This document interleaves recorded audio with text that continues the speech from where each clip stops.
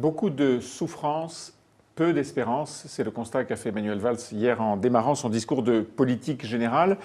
La question est de savoir si, à la fin de ce discours, on pouvait imaginer qu'il y aurait en France moins de souffrance et plus d'espérance. C'est la question que je vous pose. Hervé Mariton, vous êtes député UMP de la Drôme. Est-ce que vous pensez que les mesures qui ont été annoncées, la politique qui a été redessinée par Manuel Valls, permet à la France plus d'espérance, moins de souffrance? La réponse est non, parce que Manuel Valls persiste, persévère dans une mauvaise politique, qui est une politique de contradiction, avec la volonté de poursuivre à la fois l'assainissement des comptes publics, la réduction des charges sur les entreprises, le pouvoir d'achat des salariés, les objectifs européens. Tout ça est incompatible mis bout à bout. D'ailleurs, ces comptes sont faux. Il invente un objectif de 50 milliards d'économies qui ne correspond pas à la marche à franchir. Il invente, il reprend un chiffre qui a été maintes et maintes fois cité par Jean-Marc Ayrault et François Hollande. Oui, mais ce chiffre ne correspond à rien. La réalité, c'est que la marche à franchir, elle est plutôt de l'ordre de 90 à 100 milliards d'euros, 57 milliards si l'on respecte la trajectoire déjà reportée avec plusieurs sursis 57 milliards, c'est pour arriver à 3%, oui. Si les comptes restent en l'état. J'entends bien. Et par ailleurs, les compensations aux mesures de réduction de charges décidées. Donc on arrive à 90 milliards. Je peux vous démontrer cette addition très simple. Alors, jusque-là, j'ai suivi. Oui. Ce qui manque en effet, de l'autre côté, c'est les milliards d'économies. Et d'ailleurs, Manuel Valls n'a pas parlé de 50 milliards. Enfin, il a évoqué 50 milliards. Et l'addition des chiffres qu'il donne, ça fait 39. Oui, c'est exact. Mais si je peux me permettre, je reste sur mes 90 milliards parce que quand bien même le calendrier plusieurs fois reporté sur le plan européen serait de nouveau reporté, il va tout de même bien falloir accomplir une partie de la marche européenne. Oui. Donc si ça n'est pas 90 milliards qu'il faut mobiliser tout de suite, c'est quelque chose qui est peut-être 80, 70, en tout cas plus de 50. Et vous avez raison, quand Manuel Valls, sur un objectif autodéfini de 50 milliards, cherche à décomposer les choses sans donner beaucoup de précision, eh bien on arrive à 39 et pas à 50.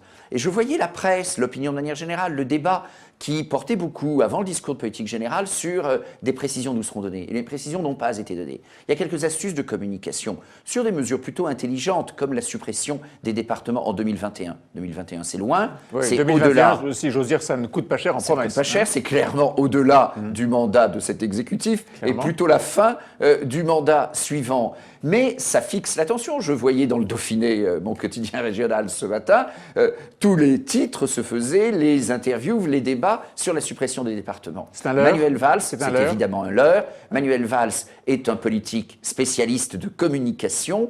Tout le sujet aujourd'hui est de savoir si une politique tout aussi mauvaise peut être perçue différemment du seul fait d'une évolution de communication. Peut-être qu'on a le devoir de ne pas être dupe de ça. Manuel Valls, dans son discours, dit quelque chose qui ressemble à « nous sommes contre l'Europe de l'austérité, bien sûr il faut faire des efforts, mais l'Europe doit comprendre que nous avons une politique différente et l'Europe ne peut pas se passer de la voie de la France ». Ça annonce un bras de fer avec l'Allemagne, clairement. Est-ce que vous pensez qu'on a les moyens de le Mais tenir? pas simplement avec l'Allemagne, avec d'autres pays aussi. L'Europe ne nous commande pas l'austérité, mais le bon sens nous commande la rigueur, tout simplement. Il y a tant de temps, que ce soit avec des majorités de gauche ou de droite, qui ont leur part de responsabilité, que les finances publiques en France dérapent, nous avons sollicité tant de sursis que peut-être à un moment, il faut réellement mettre de l'ordre dans les finances publiques.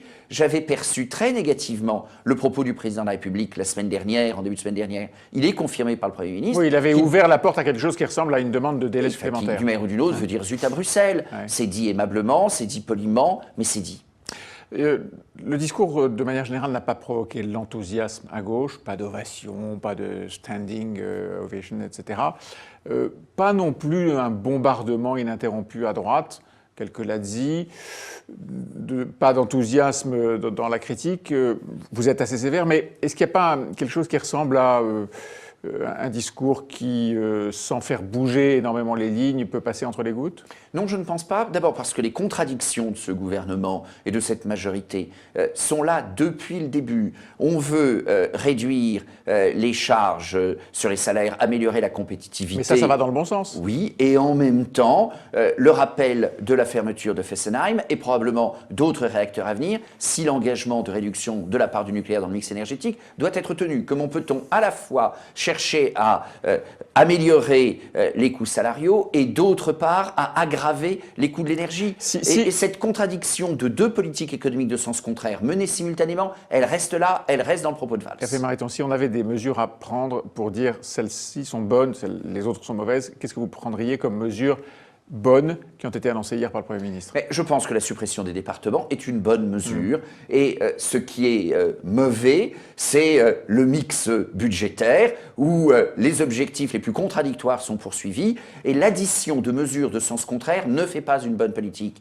La poursuite simultanée de deux politiques économiques, une business friendly, l'autre qui ne l'est pas, cela ne fait pas une politique utile à la France. Il y aura un apaisement sur les questions de société, en tout cas c'est ce que Manuel Valls a annoncé, apaisement, rassemblement, unité, a-t-il même dit. Mais Manuel Valls, un homme de communication qu'il est, c'est très difficile de savoir ce que sont ses convictions. Mais c'est mieux que l'affrontement dans ces sujets-là. Vous avez été très en pointe, par exemple, sur le mariage, contre le mariage pour tous.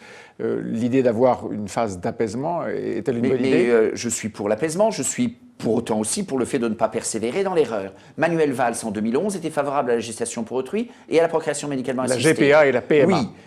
Un rapport, celui de Mme Terry, est sorti opportunément juste après les municipales, où Mme Terry veut clairement faire exploser le modèle familial. Alors, où va-t-on aujourd'hui? Ce que je crains toujours, c'est qu'un gouvernement contraint par un zeste de bon sens qui peut rester, par la contrainte européenne, par les marchés, par le risque d'explosion du coût de la dette, ne fasse pas tous les dérapages qu'il pourrait sur le plan économique. Et là, s'il ne rétablit pas la situation de la France nécessaire à la confiance et à la reprise, donc nous restons pénalisés avec des semaines de plomb.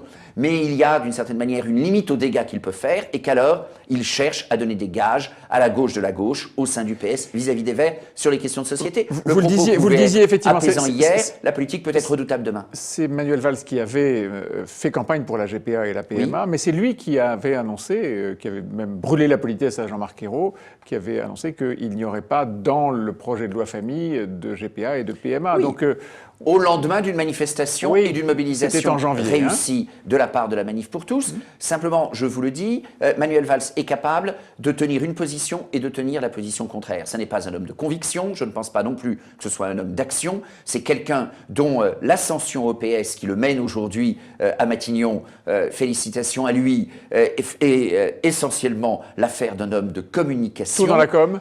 Oui, et que la com. Alors, la com est quelque chose de très utile si elle prépare l'action.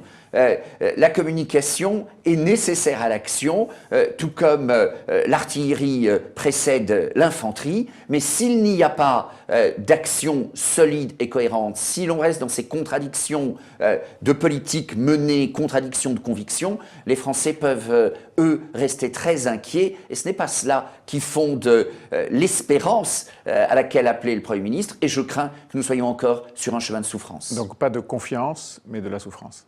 Mais moi, j'aimerais qu'il y ait plus de confiance. Ce que je veux, c'est qu'il y ait plus d'espérance. Je crois que c'est plutôt les propositions que je fais à l'UMP, le projet que nous essayons d'élaborer, qui peuvent l'apporter. Merci, Hervé Mariton.